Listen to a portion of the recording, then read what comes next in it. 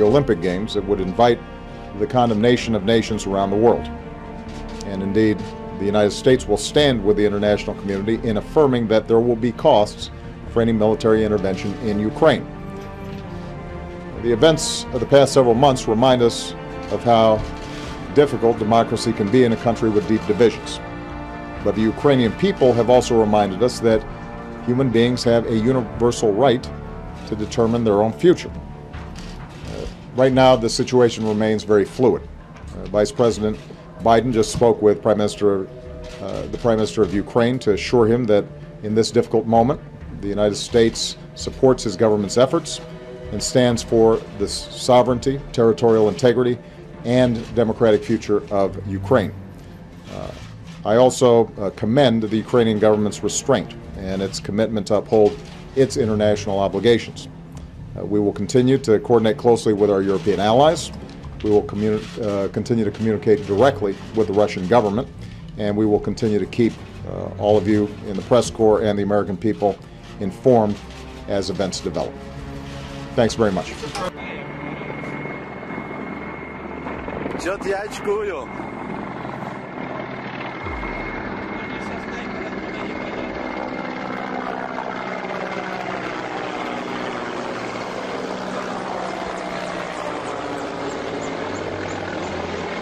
Ё, крутяк, блядь! Ни хера себе!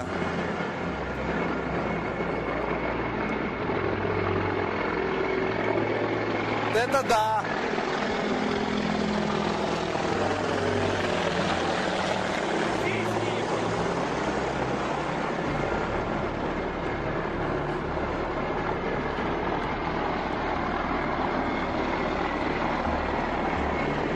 Охренеть!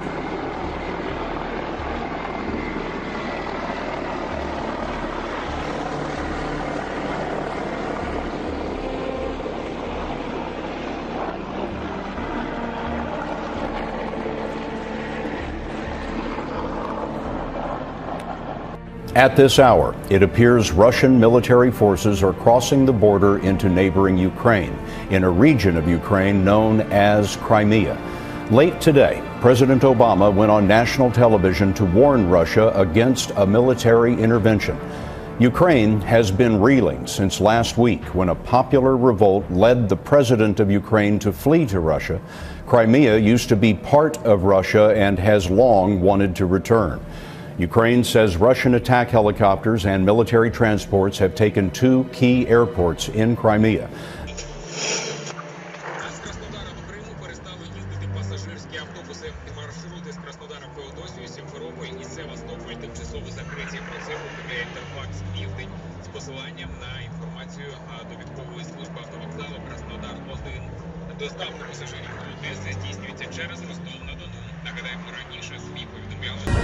We've got a Fox News alert for you right now. Hi, everybody. I'm Jamie Colby. Russia's parliament has just unanimously approved sending troops to Ukraine. Russian military trucks and soldiers are already making their presence very well known in the Crimean capital. They're taking control of the airports there, and they're putting their Black Sea fleet on high alert.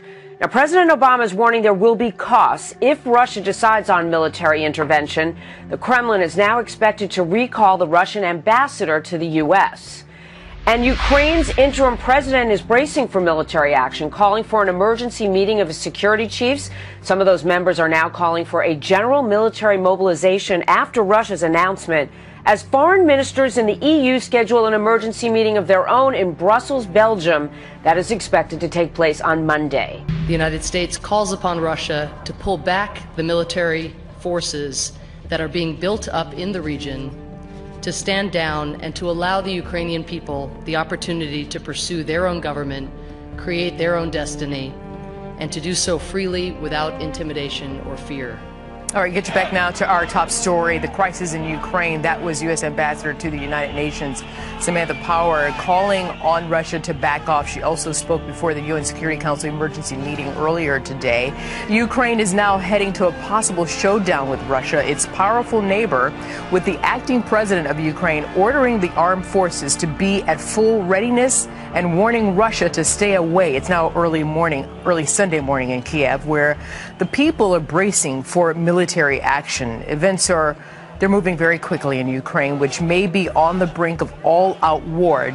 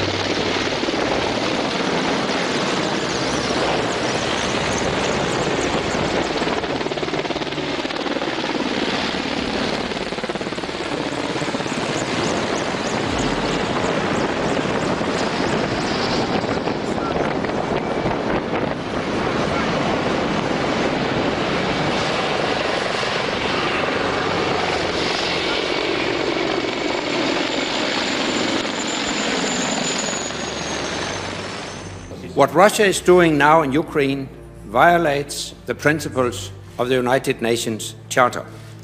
It threatens peace and security in Europe. Russia must stop its military activities and its threats. We support Ukraine's territorial integrity and sovereignty. We support the rights of the people of Ukraine to determine their own future without outside interference. And we emphasize the need for Ukraine to continue to uphold the democratic rights of all people and ensure that minority rights are protected. We urge all parties to urgently continue all efforts to move away from this dangerous situation. A senior U.S. official tells CNN that Russian forces now, quote, have complete operational control of the Crimean Peninsula. The official said the U.S. estimates there are now some 6,000 Russian ground and naval forces in the region. Also, we have just learned that Secretary of State John Kerry will travel to Kiev, Ukraine on Tuesday. Kerry has condemned Russia's, quote, incredible act of aggression and warned of economic punishment. But again, returning to that main headline there, U.S. official confirming to CNN that it is Russian forces that have complete operational control of Crimea, the peninsula in Ukraine that has really been the center of this and the site of a major and important Russian naval base. Now, President Obama told Russian President Vladimir Putin that his moves against Ukraine will have consequences well after this conflict over Crimea is finished. The two leaders spoke for an hour and a half yesterday. Putin says Russian people in that part of Ukraine need his military help and, in fact, are requesting it. But Ukraine's acting prime minister calls Russia's troop movement into his country, quote, a declaration of war.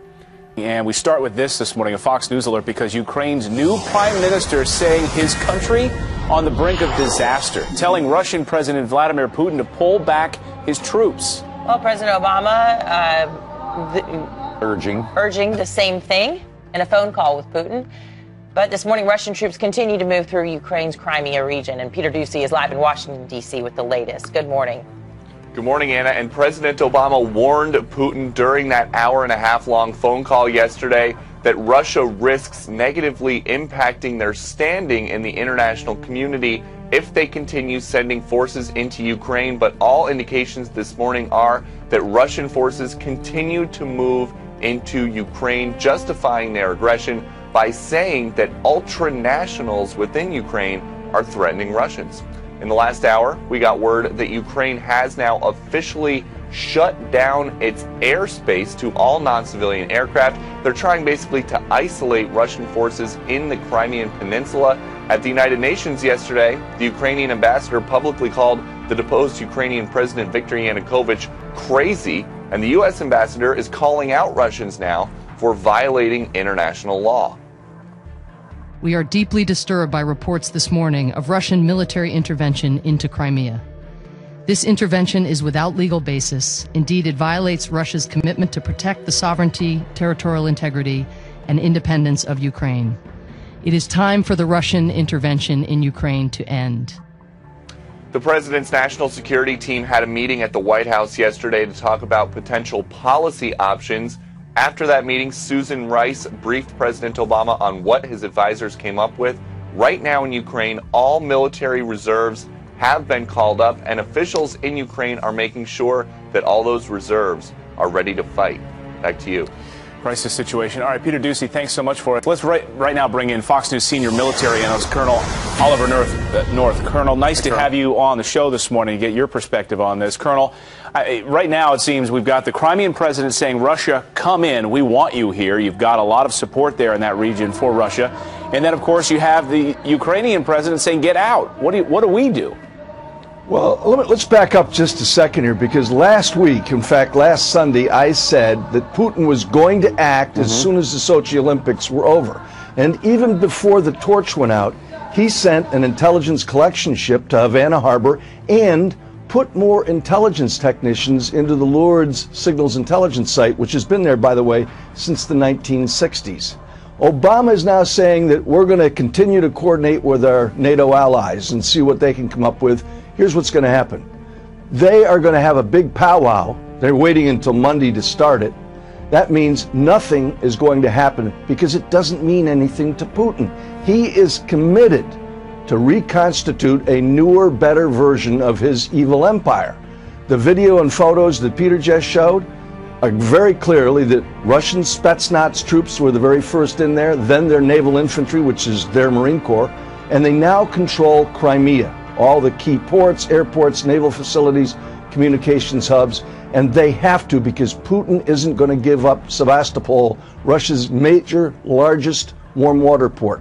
Tartus in Syria was why Putin wouldn't give up Syria and backing the Assad regime. And so the U.S. and the Europeans are going to refer this to the UN. Neither the U.S. or the Europeans have any real options. Look at 7 pipelines out of 11 run from Russia through Ukraine. And so if all Putin wants to do to stop the Europeans from doing something, shut off the oil and gas in the middle of winter and threaten sanctions, that means you're going to end up with the Americans losing their northern access to Afghanistan. This is Czechoslovakia 1938, the Munich Conference. All it lacks is Neville Chamberlain telling us we've got peace for our time. What is Putin afraid of? That Ukraine will join the EU or God forbid, NATO in his mind? What is the end game for him? Well, remember, we missed the opportunity, we collectively, the Europeans and the Obama administration, of making Ukraine a full member of NATO. We should have invited them to do so. They're a, quote, partner, which means nothing under the NATO Collective Security Act. Military force is no longer an option out there. Putin knows that we only have 2 carriers at sea, one in the Indian Ocean and the other one off the Atlantic coast. Remember the other day in the budget talks, they said we got 11 carriers? We don't. We only have 10, and only 2 are actually deployed. What Putin can do is close that northern logistics access to Afghanistan and impose real serious sanctions on us. And of course, through all of this, the Chinese, the Iranians are watching this feeble response as we're gutting our defenses, and they're planning their own next moves. It's not a good picture. Colonel, we know that President Obama and President Putin spoke on the phone for about an hour and a half yesterday. Do you think the President Obama understands the gravity of the situation and how important Ukraine really is? No. In fact, I don't think that they recognize that this is a foretaste of what's to come if we continue the path that we're on for unilateral disarmament. We've got to stop battering our allies like Israel with the lunacy of trading land for peace. We need to build the XL pipeline, which our Canadian allies want us to do, and the Obama administration can't figure out how to do it. If the Iranians close the Straits of Hormuz next week,